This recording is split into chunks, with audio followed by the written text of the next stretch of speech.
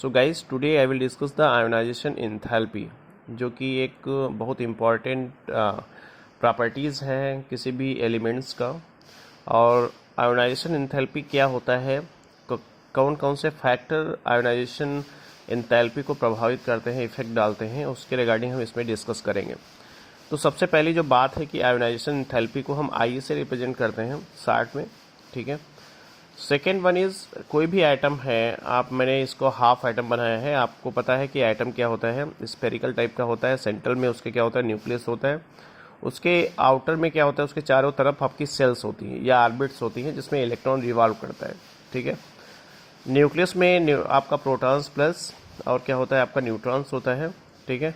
तो कोई भी सपोज दैट कोई भी आपके पास मॉलिक्यूल्स है, उसको जब आप हीट करते हो तब वो क्या होता है कि ब्रेक हो जाता है एटम्स में, ठीक है। मतलब क्या है, जब भी हम बात करते हैं आयोनाइजेशन एंथैल्पी की, तो मॉलिक्यूल एटम आपका कैसा होना चाहिए, गैसियस होना चाहिए।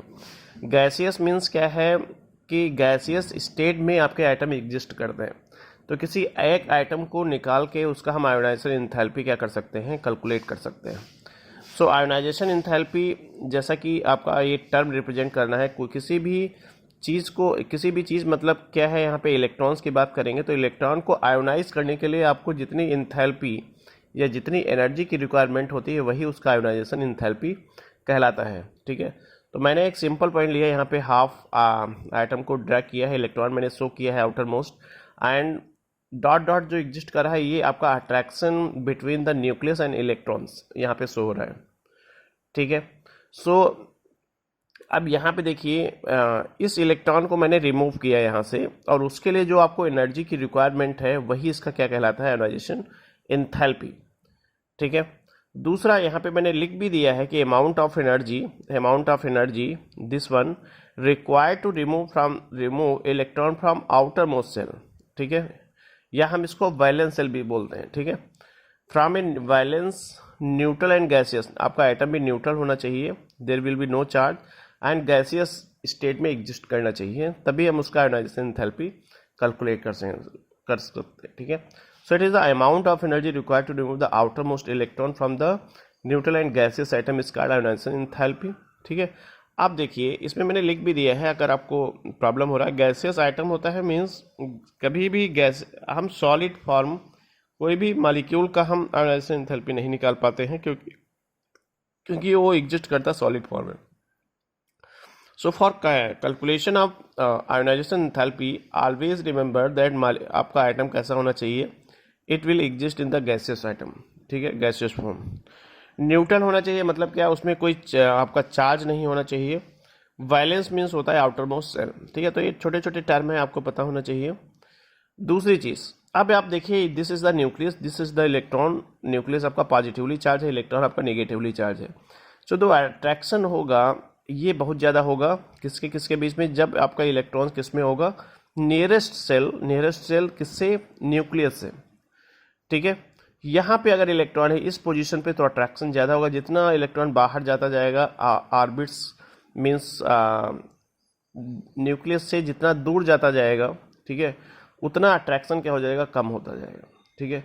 तो किसी भी एटम, अगर एटम का साइज ज़्यादा है तो मतलब क्या, जो इलेक्ट्रॉन एग्जिस्ट कर रहा है उसके आउटर मोस्ट सेल में, उसका डिस्टेंस और न्यूक्लियस और उसके बीच का डिस्टेंस क्या होगा, उतना ज़्यादा होगा। इलेक्ट्रॉन को निकालने के लिए एनर्जी लेस रिक्वायरमेंट होगी वहाँ पे। जितना ज़्यादा इलेक्ट्रॉन न्यूक्लियस के करीब आएगा, हमें उसको आइसोलेट, उसको निकालने के लिए, उसके रिमूव करने के लिए एनर्जी की ज़्यादा ज़रूरत होगी, ठीक है। यहाँ पे मैंने क्या किया है, सक्सेसिव आयोनाइजेशन एंथैल्पी, जैसे इसका मतलब क्या होता है, सक्सेसिव आयोनाइजेशन एंथैल्पी, कोई भी मेटल है, metal containing the electrons, all of you know. So metal से एक इलेक्ट्रॉन मैंने निकाला तो चार्ज कैसा आ जाएगा, मेटल पे पॉजिटिव चार्ज आ जाएगा। जितने आप इलेक्ट्रॉन निकालते जाओगे, आप M+ से मैंने एक और इलेक्ट्रॉन निकाल दिया तो क्या हो जाएगा, M2+ हो जाएगा। मतलब क्या है, यहाँ पे आपका एक इलेक्ट्रॉन मैंने M+ से निकाला है, ठीक है, और यहाँ पे M2+ से एक इलेक्ट्रॉन निकालोगे तो चार्ज कितना बढ़ता जाएगा, ठीक है, मतलब उतना इलेक्ट्रॉन्स मेटल पे कम होता जाएगा, ठीक है।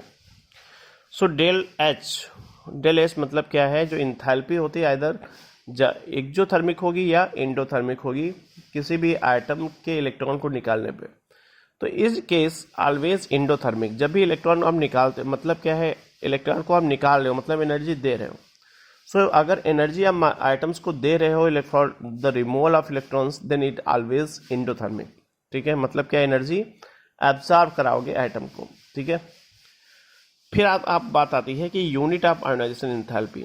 तो इलेक्ट्रॉन वोल्ट पर आइटम, ये इसका यूनिट है। किलो जूल पर मोल में भी कभी कभी दे रखा होता है। ठीक है, एक इलेक्ट्रॉन आपको पता है 1.6 इंटू 10⁻19 कूलाम। ठीक है, 1 इलेक्ट्रॉन वोल्ट पर आइटम इक्वल टू होता है 96 किलो जूल पर मोल, क्योंकि कभी कभी कन्वर्जन आता है 1 इलेक्ट्रॉन वोल्ट आइटम को हम कैसे किलो जूल पर मोल को कन्वर्ट करेंगे। ठीक है, सो ये आपका हो गया थोड़ा आयोनाइजेशन एंथैल्पी के बारे में। सक्सेसिव मैंने अभी डिस्कस कर लिया। सक्सेसिव में जब भी आप 1 इलेक्ट्रॉन का रिमूव करते हो उसको बोलते हैं IE1 ionisation, first ionization enthalpy. इसी तरह से second ionization enthalpy and third ionization enthalpy. Factor की बात कर लें, साइज जितना ज़्यादा, इलेक्ट्रॉन का डिस्टेंस बिटवीन द न्यूक्लियस क्या होगा उतना ज़्यादा, एनर्जी आपको उतनी कम चाहिए। साइज छोटा, इलेक्ट्रॉन न्यूक्लियस के काफ़ी करीब होगा, आयोनाइजेशन एंथैल्पी बढ़ जाएगी क्योंकि न्यूक्लियस और इलेक्ट्रॉन के बीच में अट्रैक्शन ज़्यादा हो जाएगा। ठीक है, न्यूक्लियर चार्ज की बात करते हैं तो न्यूक्लियर चार्ज क्या होता है, जेड। न्यूक्लियर चार्ज मतलब न्यूक्लियस पे जितना ज़्यादा चार्ज होगा, न्यूक्लियस पे ऑलवेज पॉजिटिव चार्ज। तो ये दोनों आइटम हैं, एक पे +3 मैंने लगाया, एक पे 5-6 प्लस लगाया है।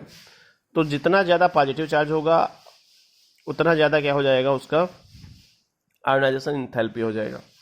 ठीक है, क्योंकि इलेक्ट्रॉन को रिमूव करने के लिए आपको उतना ज़्यादा एनर्जी का रिक्वायरमेंट होगा। ठीक है, इलेक्ट्रॉनिक कॉन्फ़िगरेशन क्या होता है, इलेक्ट्रॉनिक कॉन्फ़िगरेशन में एक चीज़ आती है स्टेबिलिटी।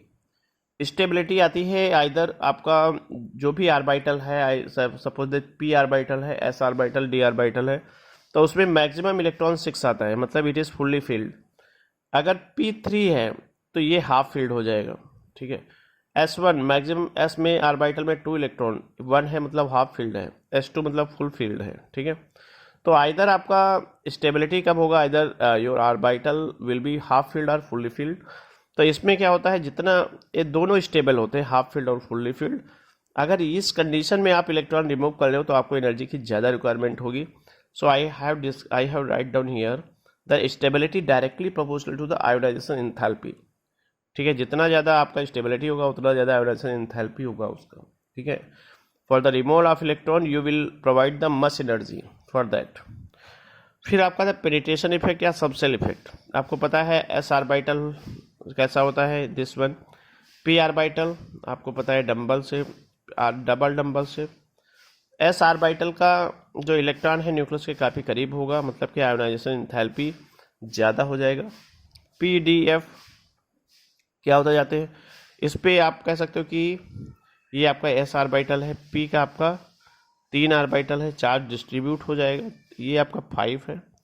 तो यस, इस पे क्या होता है, न्यूक्लियर चार्ज काफ़ी ज़्यादा होता है। So for removal of electron you will provide the much energy. So these all factor are very important and this topic is also very important for the examination point of view, for the competitive level, for the competition like that NEET, IIT NEET में अभी 2024 में एक question पूछा गया, इससे 1 question 4 marks का आया है, बेसिक पूछा गया है।